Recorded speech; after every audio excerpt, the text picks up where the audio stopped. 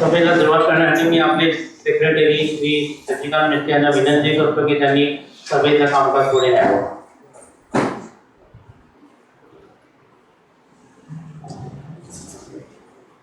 चौदावी वार्षिक सर्वसाधारण सभा सन 2025-2026 सभेची सूचना. आपल्या संस्थेची वार्षिक सर्वसाधारण सभा शनिवार दिनांक 22 ऑगस्ट 26 रोजी सायंकाळी 4 वाजता सम्राट अशोका सभागृह, गायकवाड केंद्र, आंबेडकर हॉल येथे संस्थेचे अध्यक्ष मेजर अरुण शिरीषकर यांच्या अध्यक्षतेखाली घेण्यात येत आहे. सभेपुढील विषय सन 2024-25 या वार्षिक सर्वसाधारण सभेचे इतिवृत्त वाचून मंजूर करणे. सन 2025-26च्या कार्यकारिणीच्या वर्षासाठीचा कार्य अहवाल वाचन व स्वीकृती. कार्यकारिणीने संमती दिलेल्या सीए निखिल सभारंजक, लेखापरीक्षक यांच्या नेमणुकीस पुढील 3 वर्षासाठी मान्यता देणे. 4. सन 2025-26 वर्षासाठीचा उत्पन्न खर्च व ताळेबंद पत्रकास मंजुरी देणे. 5. कार्यकारिणी सदस्य कैलासवासी केळवेकर व सदस्य श्री केळकर यांच्या राजीनाम्यामुळे रिक्त झालेल्या जागांवर नवीन नेमणूक करणे. 6. प्रतिवर्षाप्रमाणे संस्थेचा वर्धापन दिवस साजरा करण्यासंबंधी निर्णय घेणे. 7. अध्यक्षांच्या परवानगीने येणाऱ्या विषयावर चर्चा. विशेष सूचना. गणसंख्येअभावी सदर सभा तहकूब झाल्यास ही सभा त्याच दिवशी त्याच ठिकाणी अर्ध्या तासानंतर घेण्यात येईल. त्या सभेस गणसंख्यापूर्तीचे बंधन राहणार नाही. 2. आपली कुठलीही शंका किंवा प्रश्न असल्यास त्या चिटणीस यांच्याकडे 15 ऑगस्ट 26 पर्यंत लेखी स्वरूपात देण्यात यावा. 3. 13व्या वार्षिक सर्वसाधारण सभेचे वृत्तांत तसेच 2025-26चा वार्षिक जमा खर्च, ताळेबंद तसेच ऑडिटर अहवाल, वार्षिक कार्य अहवाल सोबत जोडले आहेत. 4. सभेच्या कामकाजात फक्त सन्माननीय सभासदांना भाग घेता येईल. शशिकांत मेस्ते. आता आपण सभेस सुरुवात करत आहोत. 2024-25च्या वार्षिक सर्वसाधारण सभेचे इतिवृत्त वाचून मंजूर करणे. मागील वर्षी जी आपली सभा झाली त्याचाही मिनिट वाचन असणार.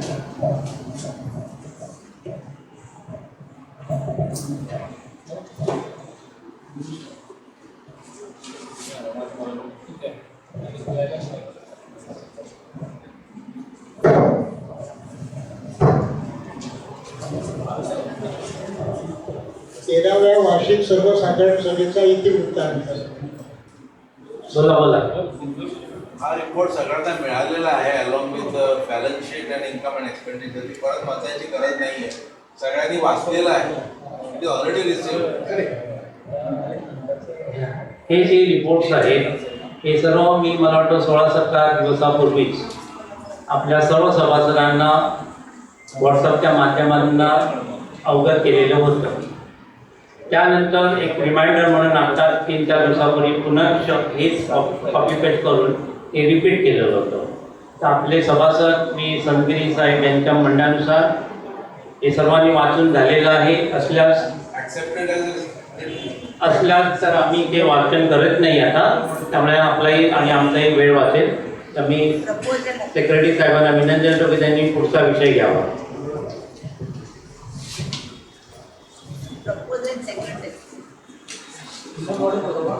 Propose by.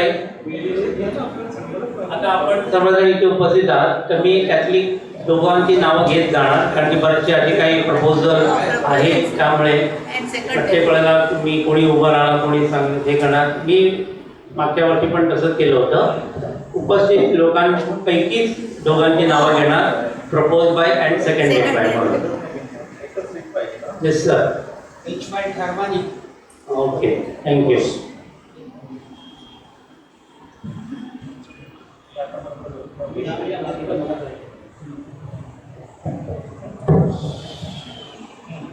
आता मी वार्षिक कार्य अहवाल वर्ष 2025-26 वाचन करतो. सन्माननीय सभासद, सन 2025-26 या वर्षाचा कार्य अहवाल सादर करताना कार्यकारिणी सदस्यांचा आनंद होत आहे. वर्षभरातील कामकाजाचा आढावा संक्षिप्तरित्या खालीलप्रमाणे देत आहोत. मागील वर्षाची वार्षिक सर्वसाधारण सभा शनिवार दिनांक 23 ऑगस्ट 25 रोजी घेण्यात आली होती. आजपर्यंत संस्थेची सभासद संख्या 249 आहे. वरील वर्षभरात कार्यकारिणीने एकूण 16 वेळा मासिक कार्यकारिणी व सांस्कृतिक कार्यकारिणी यांची संयुक्त सभा घेऊन तसेच विविध विषयावर चर्चासत्रे घेऊन संस्थेसाठी योग्य व तात्काळ असे निर्णय घेतले गेले. प्रतिवर्षाप्रमाणे दरमहा खालील विविध विषयावरील माहितीपूर्ण व सणवार कार्यक्रम आयोजण्यात आले.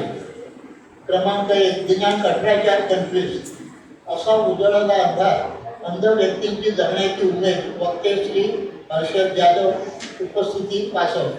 29/4/25 मासिक स्नेहसंमेलन 68.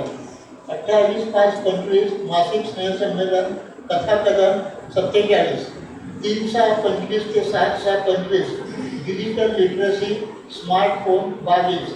27/6/25 अवयवदान जनजागृती बॉडी डोनेशन श्री पुरुषोत्तम पवार यांचे व्याख्यान व मासिक स्नेहसंमेलन 96.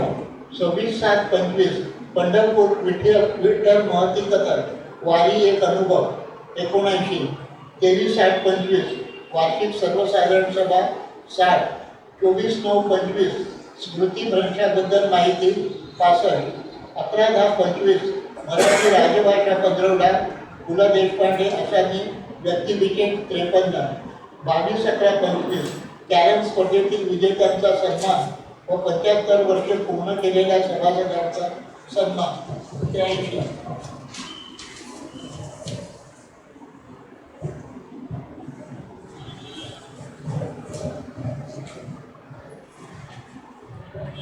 सत्तावीस 11/25 वर्धापन दिन साजरा स्मरणिका प्रकाशन मनीष कुमार वाद्यवृंद उपस्थिती 130.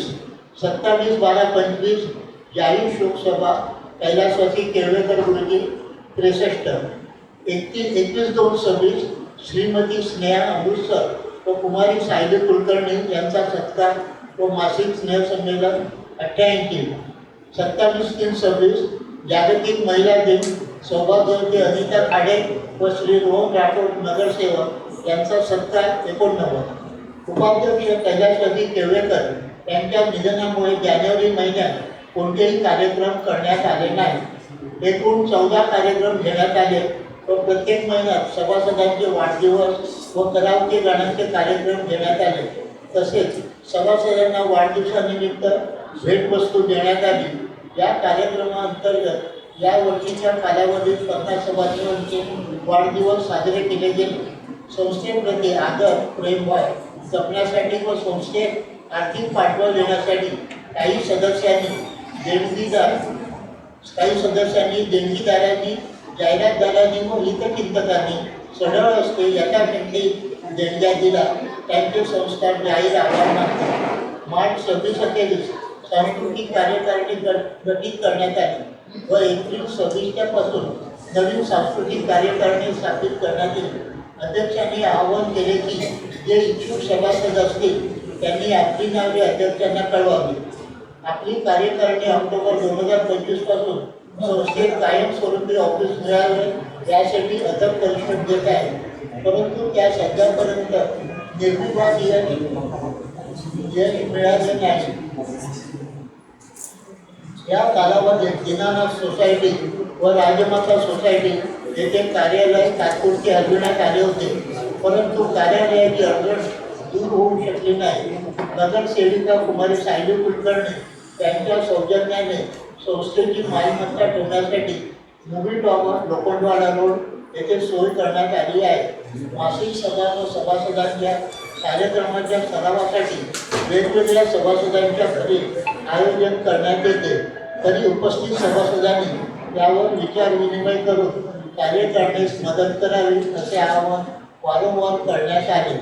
चिटणीसांनी सभेत सभासदांच्या थकबाकीचा आवर्जून उल्लेख केला. थकबाकीदार सभासदांनी त्यांचे थकीत वार्षिक वर्गणीचा भरणा वेळेवर केल्यास संस्थेवर आर्थिक भार पडणार नाही व विविध विषयावरील कार्यक्रम सादर करण्यास आर्थिक पाठबळ मिळेल. सर्व जाणकार सुज्ञ सभासदांना अभिवादन करून वार्षिक अहवाल 2025-26 चे वाचन पूर्ण करतो. हा झाला आपला गेल्या वर्षीतला वर्षभरातला कार्यकाळ. म्हणजे त्या वर्षभरात संस्थेच्या कार्यकारिणीने घेतलेली तर काही बरीचशी कामं होती किंवा सभा होत्या किंवा एंटरटेनमेंटचे कार्यक्रम होते. एकंदरीत 12 महिन्यात आपण 14 कार्यक्रम घेतले. आपल्याकडे काही जागा नसतानाही घेण्यात आले, हे विशेष आहे. आणि म्हणूनच किंवा सर्वांचं जे काही सहकार्य लागलं त्याबद्दल आमची कार्यकारिणी आभार व्यक्त करीत आहे. त्याचप्रमाणे हे सर्व करीत असताना गेल्या वर्षीसुद्धा आपल्यासारख्या सभासदांनी भरपूर बऱ्याच प्रकारे मदत केली. ती कशाही प्रकारे असेना, श्रम दिले, ज्ञान दिलेले आहे आणि आर्थिकसुद्धा मदत बरीचशी केलेली आहे. त्याबद्दल सुद्धा आम्ही कार्यकारिणी आपल्या पवनात धन्यवाद देत आहोत. पुढचा विषय मी घेण्यासाठी मेस्त्री साहेबांना विनंती की पुढचा विषय आहे ते घ्यावा. विषय क्रमांक 3, कार्यकारिणीने संमती दिलेल्या CA निखिल सभारंजक एका परिषद यांच्या नेमणुकीत पुढील 3 वर्षासाठी. हे बॅलन्स शीट बद्दलचा आहे, तिसरा विषय आहे. आणि income and expenditure statement as well as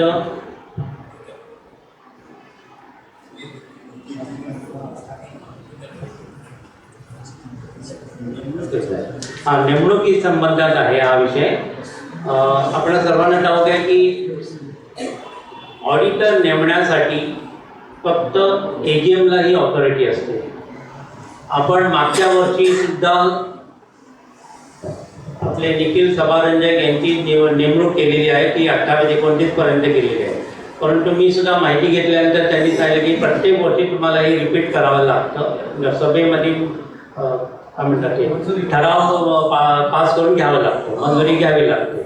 त्याप्रमाणे आम्ही हा ठराव पुन्हा मांडत आहे की आपला जो लेखापरीक्षणाचा कार्यकाळ आहे तो सर्व कामं आपले सुधीर विचारे जे लिखित म्हणजे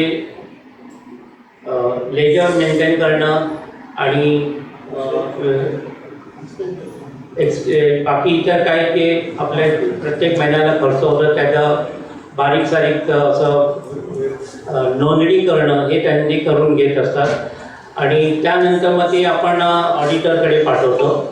ऑडिटरनी एकदा संमती दिली की जे काय आपण लिहिलेलं आहे, जे केलेलं आहे ते योग्य प्रकारे केलेले असल्या तर त्यांना ती ऑडिटर ती मान्यता देतात. त्यांची सही वगैरे झाल्यानंतरच ऑडिटेड बॅलन्स शीट म्हणून ती मी तुमच्यासमोर मांडतो. तर ती बॅलन्स शीटसुद्धा आलेली आहे. परंतु त्या अगोदर निखिल सभारंजक यांची पुनर्च नेमणूक करावी अशी मी आपल्यासमोर एक प्रस्ताव मांडत आहे. निखिल सभारंजक यांची पुनश्च पुढल्या वर्षासाठी नेमणूक करणं हा एक आपल्यासमोरचा प्रस्ताव आहे, ठराव आहे. त्यासाठी आपली सभेची मंजुरी लागणार आहे. तर सभेपैकी कोणी हात उंच वर करून सांगावं की त्यांचा पाठिंबा आहे, प्रपोज आहे. आणि किती वर्षापासून ते 3 वर्ष त्यांनी केलेलं आहे काम. आता बाय लॉ प्रमाणे आपल्याला चेंज करायला जरुरी आहे का नाही ते? बाय लॉ प्रमाणे 3 वर्ष आपले ऑडिटर काम करू शकतात. हा जो नियम आहे तो हाऊसिंग सोसायटीसाठी आहे. परंतु आपली संस्था ही हाऊसिंग सोसायटी नसून एक ट्रस्टच्या अधिकारात आपण ते काम करत, त्यामुळे तो नियम आपल्या संस्थेला नाही. त्यामुळे the same auditor can continue. तर हात उंच करावा एकाने आणि मग त्याप्रमाणे मी ते नोंद करतो. आणि आपण ठराव पास झाला असं ते आपण मग ते मांडवूया त्याबद्दल. ओके, धन्यवाद. घेतली नावं. पुढचा विषय आहे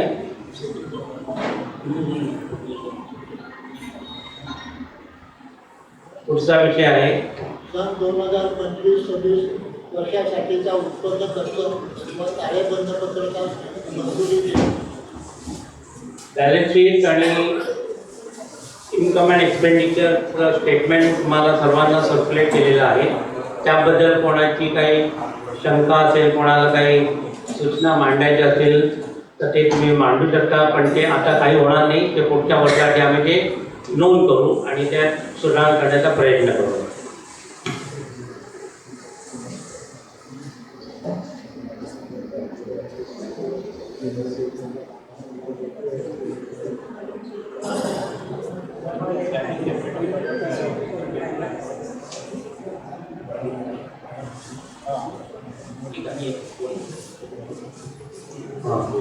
तर हा बॅलन्स शीट आणि इन्कम अँड एक्सपेंडिचर स्टेटमेंटसाठी हा एक प्रस्ताव आहे, ठराव आहे. तर त्याला कोणाचं ऑब्जेक्शन नसेल तर दोघांनी हात वर करून आम्ही प्रपोज बाय सेकंडेड बाय करतो. सुशील वाधवा आणि प्रफुल्ल गुप्ते त्यांचं नाव घेतलं. पुढचा विचारार्थी मेस्ट्रीज आहे. कार्यकारिणी सदस्य कैलासवासी व सदस्य श्री केळकर यांच्या राजीनाम्यामुळे रिक्त झालेल्या जागांवर नवीन नेमणूक करणे. आपल्या सर्वांना ठाऊक आहे की कार्यकारिणीची सदस्य संख्या जी होती आपली ती 9 जणांची होती, परंतु काही अपरिहार्य कारणामुळे आपले दिलीप केळकर पुन्हा कंटिन्यू करू इच्छित नाही आहे आणि दुर्दैवाने आपल्या केळकर गुरुजींचं निधन झालं. त्यामुळे आपल्याकडे 2 जागा कार्यकारिणीसाठी रिक्त आहेत. त्या 2 जागेसाठी मी सर्वांना आपल्याकडे ट्रान्सपरन्सी राहावी म्हणून एक आवाहन केलं होतं की ज्यांची इच्छा असेल त्यांनी ती नावं द्यावी. त्याप्रमाणे माझ्याकडे नावं आलेली आहेत. तर मी त्यांना विनंती करीन की आपली ॲक्च्युली जागा 2 आहेत पण नावं आलेली आहेत 3. तर मला तुमच्याकडनं हात उंच करून तुम्हाला त्यांना कोणाची निवड करायची आहे तुम्ही ठरवायचं आहे, मी नाही ठरवणार आहे. त्यामध्ये पहिलं नाव आलेलं होतं ते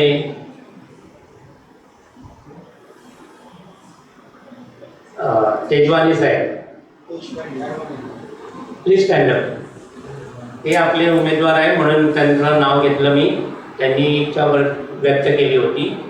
तर यांच्यासाठी ज्यांचा पाठिंबा आहे त्यांनी हात उंच वर करावं. एक मिनिट नाव घेतो. Okay okay right. दुसरं आहे आपलं नाव. दुसरं नाव आहे माझं मिळत नाही.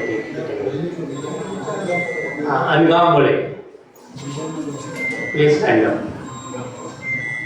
अनगावमुळे आणि हे 2 नाव आलेले आहेत. त्यानंतर तिसरं नाव आलेलं होतं ते साटमचं होतं, परंतु त्यांनी ते नाव विड्रॉ केलेलं आहे. त्यानंतर अविनाश पाटील यांचंही नाव आलं होतं, परंतु त्यांनी दोन्हीकडे इच्छा व्यक्त केल्यामुळे त्यांचं नाव आम्ही दुसऱ्या ठिकाणी घेतलेलं आहे. तर माझ्या आता 2च नावं राहिली. हां आता 2च नाव आहेत आणि आपल्याकडे 2 जागा आहेत. ठीक आहे. तर मी असं जाहीर करतो की या दोघांची कार्यकारिणी सदस्य म्हणून नेमणूक झालेली आहे. त्या दोघांचंही अभिनंदन.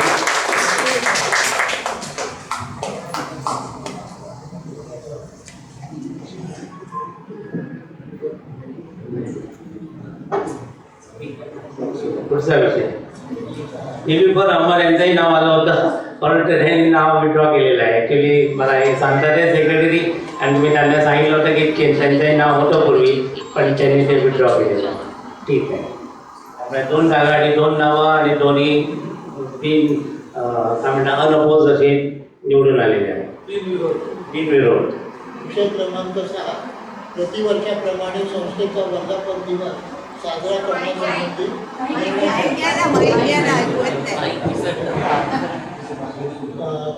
प्रतिवर्षाप्रमाणे संस्थेचा वर्धापन दिवस साजरा करण्यासंबंधी निर्णय घेणे. आपल्या सर्वांना ठाऊक आहे की आपण प्रत्येक वर्षी वर्धापन दिवस साजरा करतो आणि त्यासाठी पुन्हा मी प्रत्येक वर्षी AGMची म्हणजे सर्व वार्षिक सर्वसाधारण सभेची मंजुरी घेत असतो. 26 नोव्हेंबर हा आपला स्थापना दिवस आहे आज आपण ऑगस्ट महिन्याच्या शेवटच्या आठवड्यात मोजके काही दिवस महिने म्हणा आहे शिल्लक. तर आपणाला ठरवण्यात आलं की 26 नोव्हेंबर वर्धापन दिनानिमित्त आपण एक भरपूर असा मोठा कार्यक्रम करीत असतो. तर तो कार्यक्रम करावा की नाही यासाठी मी तुम्हाला विचारतोय, आवाहन करतोय.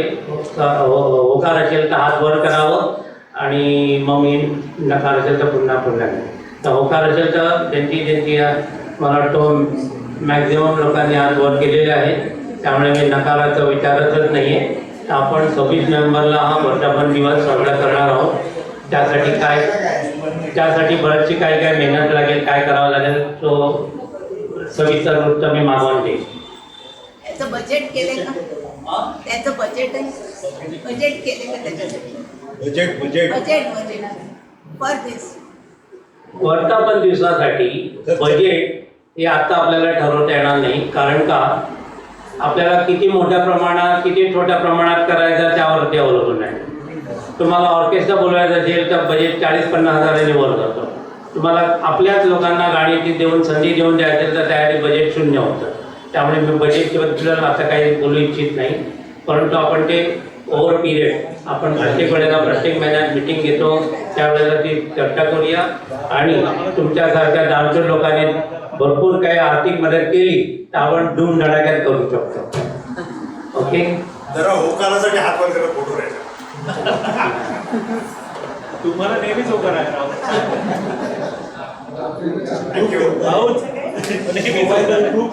तुम्ही दोघं धन्यवाद.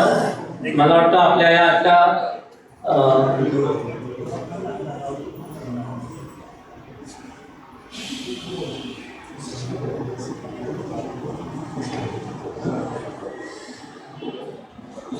आता शेवटचा विषय राहिला तो म्हणजे अध्यक्षांच्या परवानगीने येणारी इतर विषय.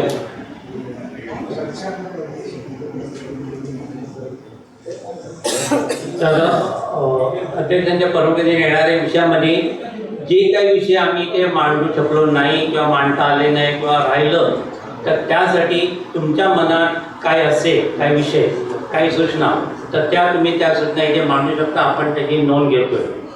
तर ज्यांना बोलायचं आहे, ज्यांना काही सूचना करायची असेल त्यांच्या परवानगीने तर त्यांनी कृपया हात वर करावा आणि मग सांगावं. मग आम्ही माहीत तुमच्यापर्यंत पोहोचतो. वार्षिक वर्गणीची. ओके, बरं आलं. विषय चांगलाच काढला, विषय सुचवला. वार्षिक वर्गणीबद्दल आमच्या बऱ्याचशा काही चर्चा झाल्या. आपल्या सर्वांसमोर बॅलन्स शीट समोर आहे, तुमच्या मोबाईलमध्ये आहे. आम्हाला आमचे सर्व अकाउंट लिहिणारे सुधीर विचारे साहेब नेहमी मला फायर करत असतात, नेहमी मला फायरिंग देत असतात.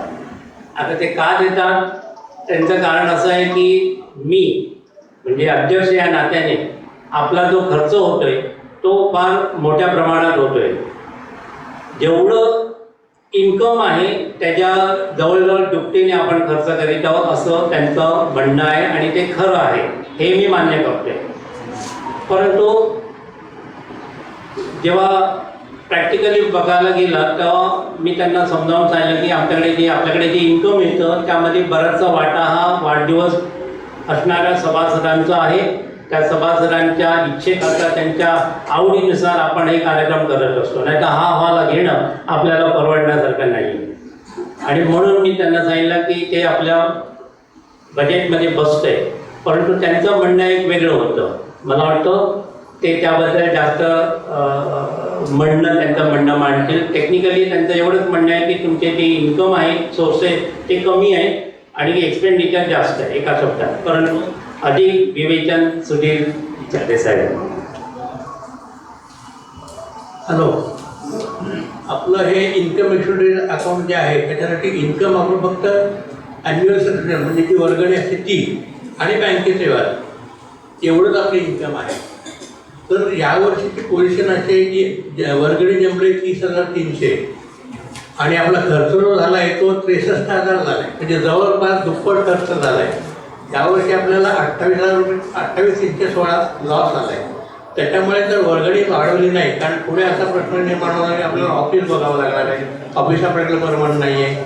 उद्या ऑफिस जर बघितलं त्याचं भाडं आपल्याला 4,000-5,000 रुपये तरी सुद्धा कोणी देणार नाही 4,000-5,000 रुपये. म्हणजे भाडं वाढणार आहे, बाकीचे खर्च वाढणार आहेत, त्यासाठी वर्गणी वाढवणं गरजेचं आहे.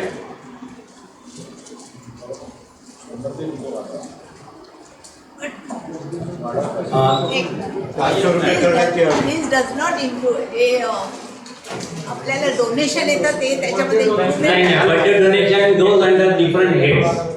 डोनेशन जे आहे त्याच्यातून आपण हे वेगवेगळे कार्यक्रम जे करतो, डोनेशन जे आहे ते आपलं कर्तव्य फंडाला जातं आणि त्याच्यातून जे वर्षभरात जे कार्यक्रम होतात ते त्याच्या अगेन्स्ट होतात. त्याच्यामुळे डोनेशन असे त्याला घेतलं जाणार नाही. बाकी वर्गणी किती आहे? 400 रुपये करण्यात यावी वर्गणी.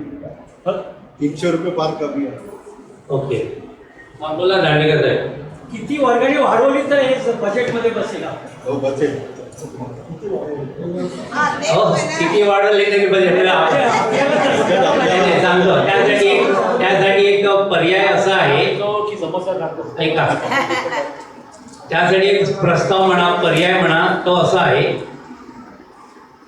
आपण इतर संस्थेमध्ये बघितलं, मी असं कंपॅरिझन करायची इच्छा नाही माझी, परंतु बघितलं तर प्रत्येक म्हणजे प्रत्येक व्यक्तीमागे एक सभासद दिलेले आहे.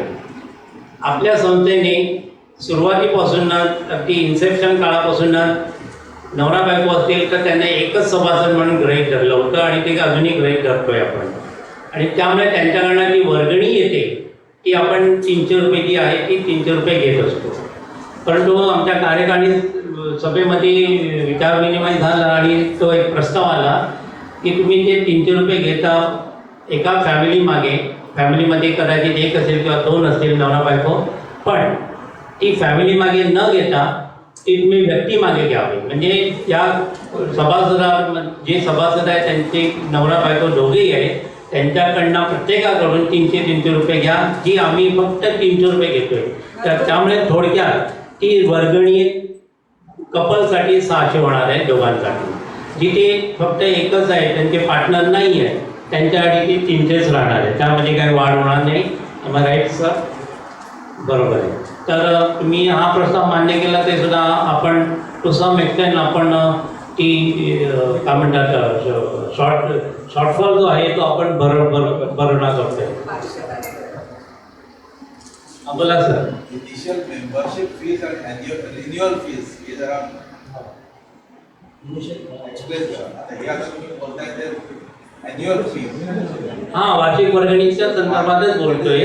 रिन्युअल फीज, रिन्युअल फी म्हणा, ॲन्युअल फी म्हणा. रिन्युअल फीज पण ओके. रिन्युअल फी जी आहे ती प्रत्येक व्यक्तीमागे आपण या फायनान्शियल इयरपासून घेणार आहोत. ती प्रत्येकी 300 रुपये, म्हणजे नवरा बायको असेल तर ते 600 होते. Okay, is it okay? पण आता वाढवण्याची एका वेळेला एकानेच बोला. 500च्या जास्त आहे. दरवर्षी आता गरजेचं आहे की कार्यक्रम असतात ना ते आपले भरगच्च होतात, बरोबर आहे. आणि ती वर्गणी आपण 400 रुपये केली तर तो थोडंसं आणखी कमी 400 रुपये प्रत्येकी असं म्हणणं आहे. 400 रुपये. ओके, राऊंड घ्या 500. राऊंड घ्या 500. प्रत्येकी म्हणताय तुम्ही? मी प्रत्येकी विचारतोय. प्रत्येकी बोलू.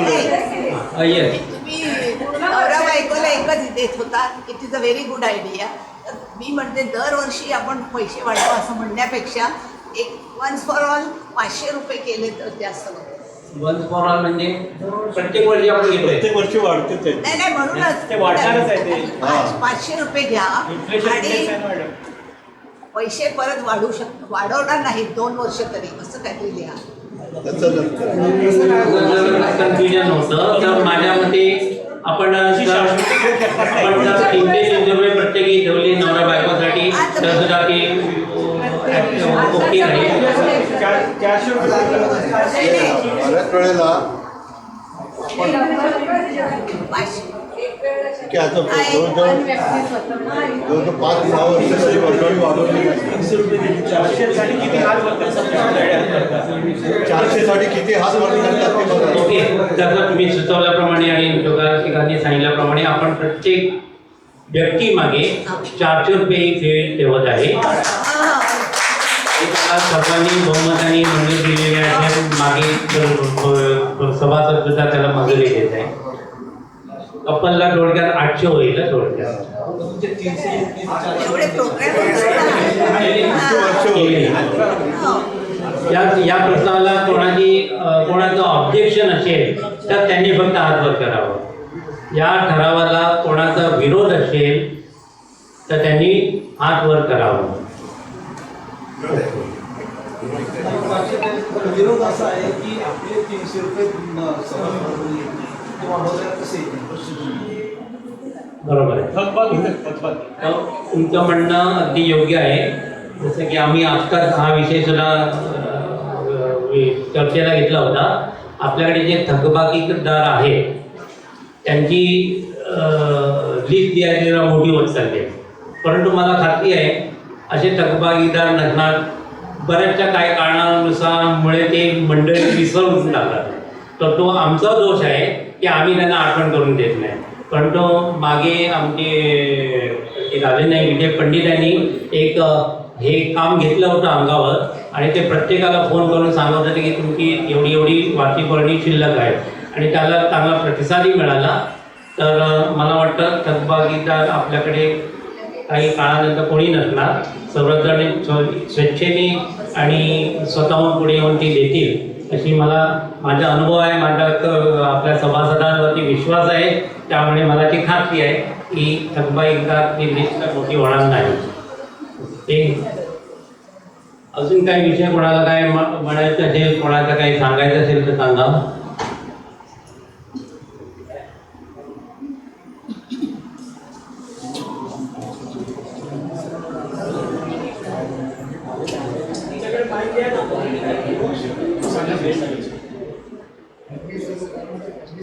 ओके, दुसरा विषय आहे. तुमच्याकडून काही सूचना किंवा तुमच्याकडनं काही विषय असेल तर सांगावं, नाही तर माझ्याकडे काही विषय आहेत. कोणाचा काही विषय असेल तर हात वर करा कृपया. ऑफिसची स्वतःची जागा असते. ऑफिसची काय स्वतःची जागा असावी. असं भाडं भरावं लागणार. बरोबर आहे. प्रत्येक yes sir. This 400 rupees will be applicable for this year or from next year? Probably next Okay. financial year. No, we have not clarified that. Okay. Yeah. Thank you. Financial year 25-26.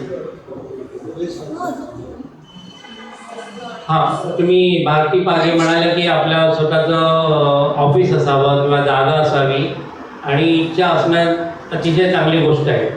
दुर्दैवाने आपण ती यशस्वी करू शकलो नाही आहे.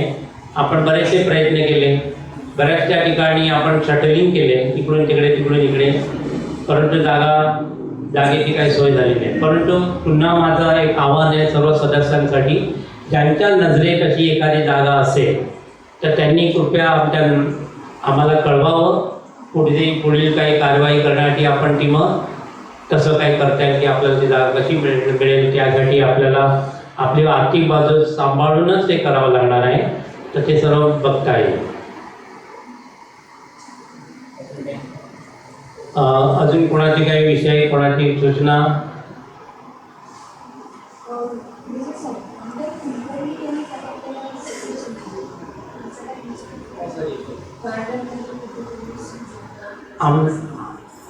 आमदार नाही, त्या नगरसेविका आम्ही तिन्ही नगरसेवकांना इथे नगरसेवक आणि नगरसेविकांना बोलवलं होतं. तिघांचाही सत्कार केला होता. तिघांकडे आमचं गाणं गायला गेलं होतं. लेखी स्वरूपातही लिहिलं गेलेलं आहे. परंतु त्याबद्दल असं विशेष असं काही झालं नाही आहे. बऱ्याच जणांनी सूचना मांडली की तुम्ही ह्या गार्डनमध्ये जा, हे गार्डन BMCचं आहे तिकडे करा. परंतु ते प्रॅक्टिकली शक्य होत नाही आहे. कारण की तुमच्या माहितीसाठी हेही सांगतो, आपल्या जवळच इथे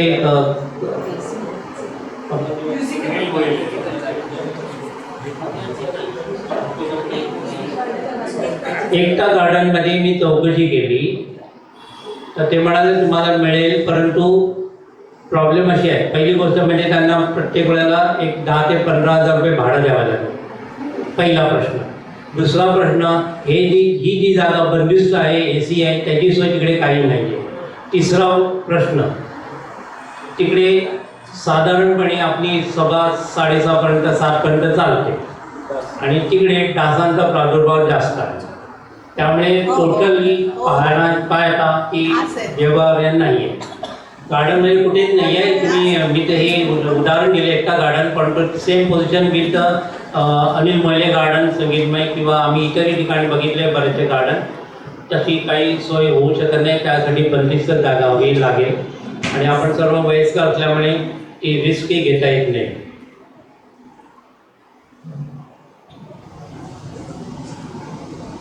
अजून काही कोणाच्या सूचना?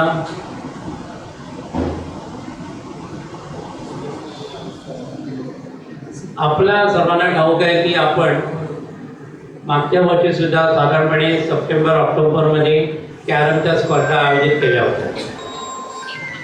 कॅरमच्या स्पर्धा आयोजित करताना त्यावेळेला आपल्याकडे जागा होती. त्या जागेची आपण सोय केली होती. परंतु दुर्दैवाने आता ती जागा आपल्याकडे नाही आहे. ती जागेची काही सोय होत नाही. मी बराचसा प्रयत्न केला. मागच्याच आठवड्यात प्रफुल्ल गुप्ते यांना विचारा. आम्ही वगड जी एक संस्था आहे लिंक रोडवरती, तिकडेही जाऊन आलो, परंतु तिकडे सुद्धा हवा तसा प्रतिसाद आम्हाला मिळाला नाही. तर आपल्या सर्वांना पुनश्च आव्हान विनंती की तुमच्या माहितीत अशी एखादी जागा असल्यास कॅरम स्पर्धा भरवण्याची आमची इच्छा आहे. परंतु जागा मिळाली तरच ते शक्य होईल. प्रयत्न करा, मिळालीच मला कळवा.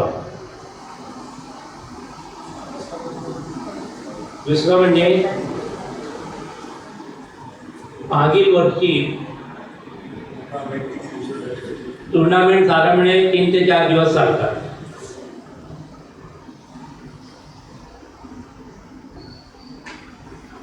गेल्या वर्षभरातल्या काळामध्ये आमचा जो कार्य अहवाल आलेला आहे, त्या कार्य अहवालामध्ये बरेचसे काही आम्ही निर्णय घेतले, कार्यकारिणीत निर्णय घेतले.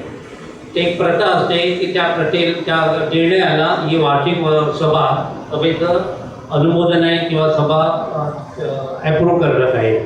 तर मी हा एक प्रस्ताव मांडलेला आहे आपल्या सर्वांसमोर की मागील वर्षभरातील काळामध्ये ज्या काही आमच्या मिटिंग झाल्या, जे काही निर्णय झाले संस्थेच्या इंटरेस्टच्या संदर्भातच होते, त्या सर्वांना तुम्ही मान्यता द्यावी. आणि जर कोणाचं काही ऑब्जेक्शन असेल तर त्यांनी फक्त हात वर करावं. अहवाल वाचून दाखवला आहे. 14 आपले कार्यक्रम झाले. 12 महिन्यातले 14 कार्यक्रम, काही जागा नसताना.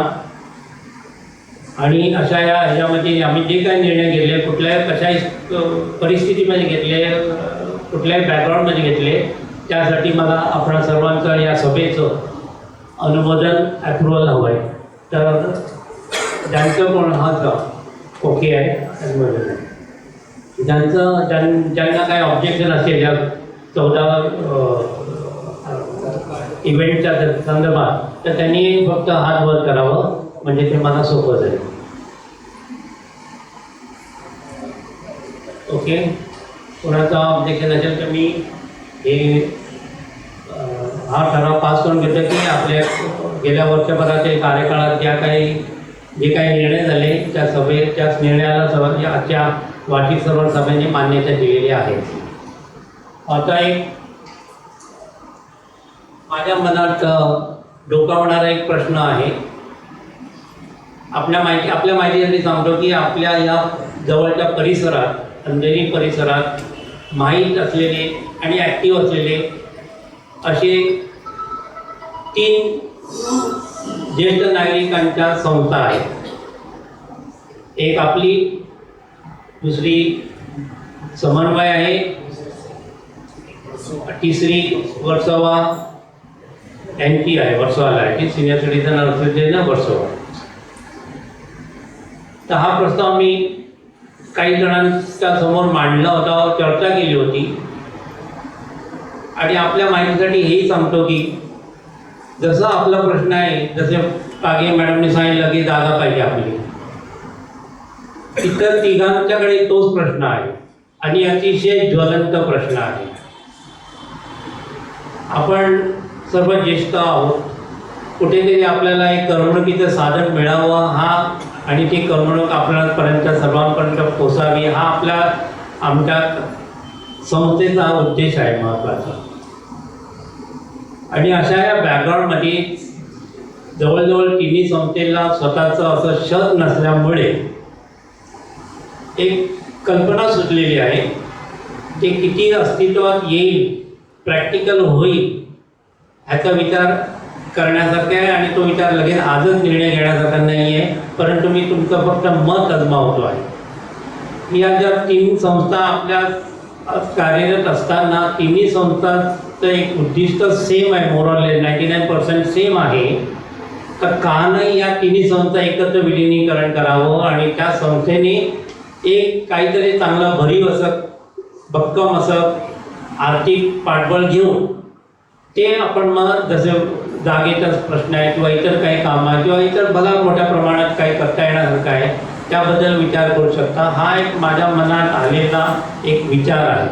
तो किती प्रत्यक्षात उतरेल, होऊ शकेल ही शंका आहे, परंतु मी हे तुमच्यासमोर मांडत आहे आणि तुम्हाला विचारतो आहे की जर समजा झालं, हे काय लगेच होणार नाही आहे का हेही सांगतो तुम्हाला. कदाचित पुढच्या वर्षीचा मी तुम्हाला हाच प्रश्न विचारेन, पण आता आपली मेंटॅलिटी काय आहे ते मला अजमावायचं होतं की आपण समजा हा प्रयत्न केला, त्या दिशेने आपण वाटचाल केली तर मी इतर दुसऱ्या दोन्ही संस्थेची बोलणारच आहे आणि त्यांचं जर होणार असेल तरच आपण पुढे जाणार आहे. पण या विचाराची आपली RTOची सभासद मंडळी मान्य करतील की नाही हा माझा प्रश्न आहे. तर ज्यांना वाटतं की नको असं होऊ नये, असं होऊ नये, एकत्रीकरण होऊ नये, विलीनीकरण होऊ नये, मर्जिंग होऊ नये, फक्त त्यांनीच हात वर उठला होऊ नये म्हणून, होऊ नये म्हणून. ओके, नाही चांगलं आहे. याला म्हणतात लोकशाही. कुठला कुठे आहे? अच्छा, इतर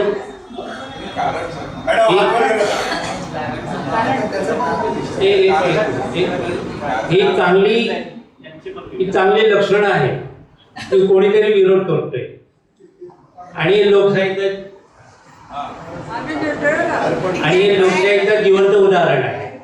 तर मला त्यांना विनंती करायची आहे की आमच्या माहितीसाठी आमच्याही काही कल्पना चुकीच्या असतील, चुकीच्या होत असतील तर तुमच्या मनात आलेला जो प्रश्न आहे की नको असं व्हायला नको, तर त्यासाठी काहीतरी तुम्ही विचार केला असणार, काहीतरी कारण असेल तुमचं, तर तुम्ही कृपया प्रत्येक एकेकाने सांगावं. असं होऊ नये कारण 1 2 3 4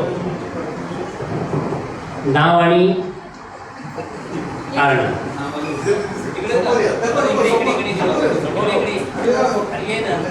सर एक किती मेंबर हॅलो, श्याम सटम आहे. मी विरोध म्हणजे आता कसा हे कल्पना चांगली ही मला वाटली, कल्पना चांगली एकत्र होतील, पण आता जे तुम्ही मॅनेज करताय ना, एक प्रत्येकाला वेगवेगळी संधी आहेत. हॅलो, प्रत्येक संस्थेचं आपलं स्वतःचं एक अस्तित्व आता जे आहे आणि त्याप्रमाणे ते कार्यक्रम करत आहेत. पण ज्या वेळेला एकत्र होतील तर त्यावेळेला हे एवढं काय काही हे फक्त ते कशासाठी एकत्र राहतात. आता तुम्ही जागेच्या संदर्भात आहे, तुमचे काही सर्व एकत्र म्हणजे कशात काही तुमचे एम्स सगळेच आहे, एंटरटेनमेंट आहे किंवा बाकी तुमचे काही इतर कार्यक्रम आहेत ते सर्व सिमिलर आहे. पण परंतु जे नंतर तुम्हाला जी प्रत्येक याची हे आहे ना, तुम्हाला स्वतंत्रता पाहिजे, तुम्हाला पाहिजे, ती मला वाटत नाही तिथे मिळेल. की ज्या सभासदांना वाटतं की तुम्हाला तिथे वेगळं वाटेल, इथे जे मला स्वातंत्र्य तिथे मिळेल असं वाटत नाही, तिकडे त्यांच्या लोकांना इथे आम्ही काहीतरी असं मिळणार ते वाटत नाही. दुसरे वर्सोवाला आहेत त्यांना वाटेल की अरे हा कशाला लुडबुड करायला किंवा ही कशाला लुडबुड करायला आहे. म्हणजे असं होऊ शकते. म्हणजे हे असं आपलं जे आता जे हे वाटतं ना फ्रीडम, तो तिकडे मला वाटणार नाही. मला माझीच वाटणार हे म्हणजे आहे. आता बाकीचं त्यांनी घेऊ दे. बाकी एकत्र कार्यक्रम आपण ना, त्यापेक्षा माझी एक सूचना आहे की काही कार्यक्रम वर्षातनं 2 ते 3 कार्यक्रम एकत्र तिघांनी घ्यावे आणि ते मोठ्या प्रमाणात घ्यावे आणि ते घ्यावे, ती माझी सूचना आहे. आणि त्यावेळेला एकदम चांगला आपण व्यवस्थित कार्यक्रम करू शकतो. बाकी आता इंडिव्हिज्युअल जे तुमचे प्रश्न आहेत ते त्याने सुट्टीला जसे नाही की जागा वगैरे ते तर तुम्ही ठरवायचे, ते झाले तर मग त्यासाठी एकत्र येणं गरजेचं आहे. धन्यवाद. माझंही मत तसंच. तुम्ही राहू दे. तसंच आहे माझं. Let's come out from your houses mouth.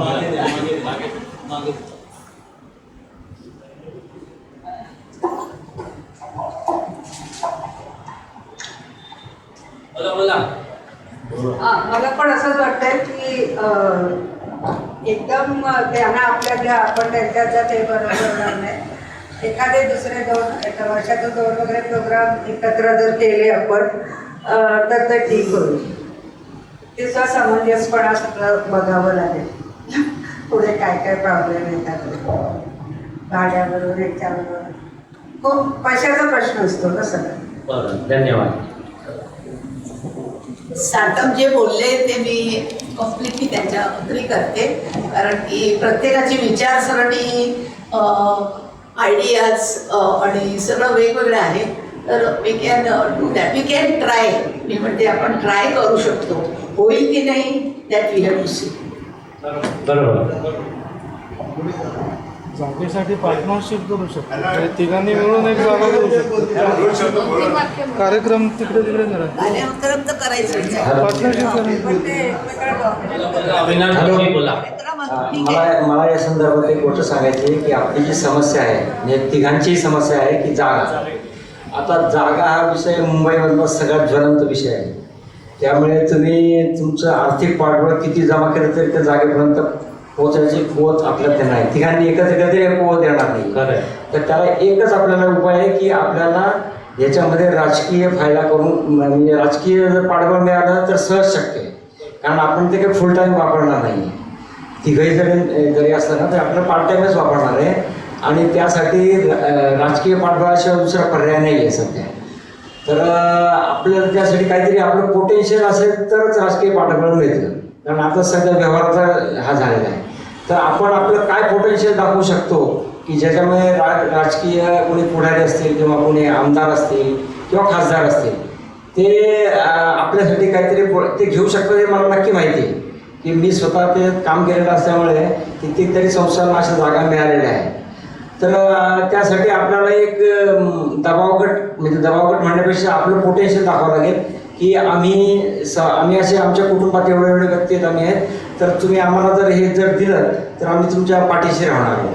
तर असं कोणाचं तरी एकाला केलं तरच ते शक्य आहे. आणि तसं आपल्याकडे पोटेन्शियल आहे का हे आधी बघायला पाहिजे. कारण आर्थिक पोटेन्शियल तुमचं तोकडं पडणार इथं नक्कीच आहे. तर एक मतदार किंवा तुम्ही जे पाठिंबा जो आहे तो जर क्रिएट करून किंवा त्याचं प्रदर्शन करू शकला तर नक्कीच आपल्याला कोणी पण बरोबर आहे. जोशी साहेब आपल्या माहितीसाठी सांगितलं पळकर पण मी सांगितलं होतं की आपल्याकडल्या निवडून आलेल्या 3 नगरसेवकांचा आपण सत्कार केलेला आहे. सर्वांकडे आपलं गाराणं गायलं आहे. मग महत्त्वाचा प्रश्न जागेचाच होता. पण गाराणं जाणं वेगळं पण त्यांना आपली काहीतरी पोटेन्शियल यांच्याकडनं मला फायदा म्हणला असेल तरच ते प्रयत्न करतील. आश्वासन द्यायला काय पुढे हो मी करतो त्यांचं एक्सपेक्टेशन एकच असतं की तुम्ही आम्हाला मतदान करावं आणि ते कोणी इंडिव्हिज्युअल कॅपॅसिटीमध्ये मी सांगू शकणार नाही. पण त्यांना असं खात्री वाटते पाहिजे की ह्या लोकांना जर आपण एकत्रितपणे याचा फायदा करून दिला तर ते माझ्या पाठीशी राहतील. तसे आहे काही जण. आता मी I come back to you little later. अजून कोण या दांडेकरांना काय म्हणायचं बोलायचं होतं?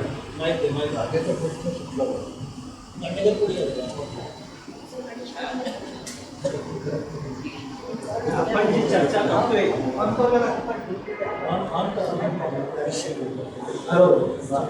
मी काय म्हणतोय आपण ज्याच्यावर चर्चा करतो ते महत्वाचे सांगतो. ते 3 संघ एकत्र करायचे म्हटलं प्रत्येक संघाचे मेंबर किती आहे त्यांच्याकडे फंड किती आहे याचा पहिला विचार झाला पाहिजे. तर आपला फंड त्यांच्यात जायचा आणि आपल्याला काहीच फायदा व्हायचा नाही असं नको. त्यांचे फंड किती आहे त्यांच्याकडे किती अमाऊंट आहे आणि त्यांच्याकडे मेंबर किती आहे त्याचा पहिली विचार करून इथे चर्चा करून मग लोकांचे मत असं मला वाटतं. धन्यवाद दांडेकर. ही जी आपण एक काय म्हणता येईल एक फ्रेंडली चर्चा करतोय आणि मी आधीच सांगितलं होतं मी विचार बघतोय तुमचं मेंटॅलिटी काय राहील ती. हा एवढा सोपा प्रश्न नाही आहे. बरेचसे प्रश्न आहे त्याचा मी इथे उच्चार करू इच्छित नाही. परंतु जसं जोशी साहेबांनी म्हटलं त्याप्रमाणे आपण प्रत्येकाला अप्रोच केलेला आहे. तिन्ही नगरसेवकांना सांगितलं आहे. त्यामध्ये आता काही गोष्टी तुमच्याही माहिती नसतील कदाचित, परंतु मी इथे सांगू इच्छितो. आपल्याला बराचसा पाठपुरावा केल्यानंतर सायली कुलकर्णी यांनी आपल्याला आपलं RTOचं सामान ठेवण्याची एक जागा दिली. ती आहे मूव्ही टॉवर. लोखंडवाला बॅकरोडवर आहे ती जागा. ती जागा आपल्याला मिळालेली आहे. तिथे आपलं सर्व सामान तिथे गेलेलं आहे. फक्त मोजकं जे काय नेहमी लागणारे बॅनर वगैरे ते मी माझ्या घरात ठेवतो. बाकी सर्व सामान, खुर्च्या वगैरे, ते कपाट वगैरे, कॅरम बोर्ड वगैरे सगळं काय तिकडे गेलेलं आहे. त्यामुळे तिला एक आपण ही वार्षिक सरोवर सभा साहिल कुलकर्णीला एक धन्यवाद देत आहे. पहिली गोष्ट. दुसरं म्हणजे कसं म्हटलं तसं आमचा प्रयत्नही सतत चालू आहे.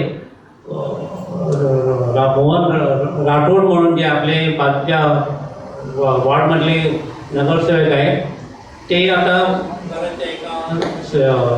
काय म्हणतात त्याला, ते इकडले ते वॉर्डचे इन्चार्ज आहेत.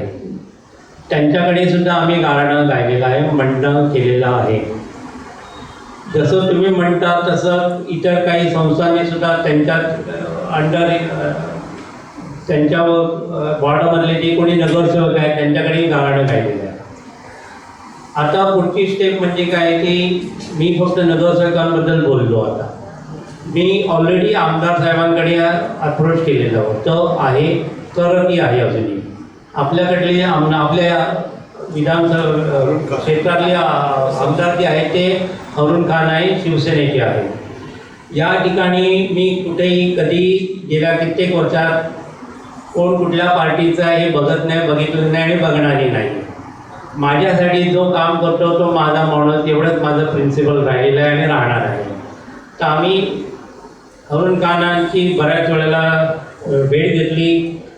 इथे सदा असतील ते राजन कुठे गेला, राजन दिसत नाही, राजन होत्या, मेस्त्री होते. आम्ही बऱ्याच वेळेला त्यांची चर्चा केली. त्यांच्या ऑफिसला जाऊन भेटून आलो. त्यांना लेखी अर्ज दिलेला आहे आणि एक व्हॉट आय कॅन से त्यांना आनंदाची म्हणता येणार नाही, पण एक प्रयत्नातला एक छोटासा एक स्टेप म्हणता येईल. आम्ही एका ठिकाणी जी जागा कलेक्टर लँड आहे तिकडे, ती जागा, त्या जागेवरती आम्हाला एक छोटंसं कच्चं बांधकाम व्हावं म्हणून अर्ज केलेला होता. ॲक्च्युली मी पक्का सांगितलं होता, पण त्या आमदार साहेबांनी सांगितलं पक्का लिहू नका, कच्चंच करा, आणि पक्क्याला ते मान्यता देणार नाही. तर तो प्रस्ताव ऑलरेडी कलेक्टरच्या ऑफिसमध्ये पेंडिंग आहे. आमदार साहेबांकडे माझा पाठपुरावा आहे. विधान उपविभाग प्रमुख राजेश शेट्टी यांच्याकडे माझा सतत व्हॉट्सअपच्या माध्यमातून रिमाइंडर जात असतात आणि त्यांनी सांगितल्याप्रमाणे की काम होईल आपलं असं म्हणणं आहे. पण मी नाही म्हणत आहे ते होईल म्हणून. जेव्हा ते खरं होईल तेव्हा मी सांगेन झालं म्हणून. पण प्रयत्न चालू आहे. तसं मी सांगितलं म्हणून तुमच्या शंकेला उत्तर म्हणून की आपण सर्व राजकीय पक्ष कुठलेही काय सुद्धा नगरसेवक झाले, आमदार झाले, अजूनपर्यंत मी खासदारापर्यंत गेलो नाही आहे. रवींद्र वायकर आपले इकडले खासदार आहेत, परंतु म्हणले इकडे होत असेल तर पुढे कशाला जावा म्हणून हा प्रयत्न. पण एनिवे ही छान चर्चा झाली, मला आवडली. काही जणांनी विरोधी केला, तेही मला शिकण्यासारखं आहे. म्हणजे आम्हाला बघावं लागेल की पुढे पाऊल उचलताना काय करावं, कसं काय विचार करावा लागेल. तर इतर काही विषय असल्यास अजूनही संधी आहे, तुम्ही बोला, सांगा, विचार मांडा, सूचना मांडा. नसेल तर माझ्याकडले सगळे विषय आणि माझ्या सूचना संपलेल्या आहेत. तर 2 मिनटात मला विचार करण्यासाठी कोणाला काय अजून काही सूचना मांडायची असेल, सांगायचं असेल तर सांगावं.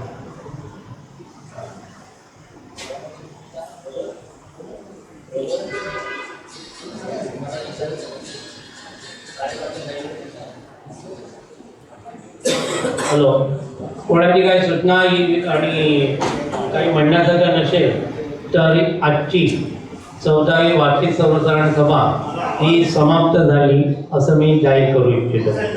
सर्वांना पुन्हा धन्यवाद. वार्षिक सर्वसाधारण सभा समाप्त होत असताना आपले पुढचे कार्यक्रम चालू राहणार आहे आणि त्यामुळे मी माईक सिद्धार्थताई शेट्टी यांच्याकडे देतो. त्यांनी पुढचा कार्यक्रम चालू ठेवावा. पुढचा कार्यक्रम असेल या महिन्यातील सभासदांचे वाढदिवस.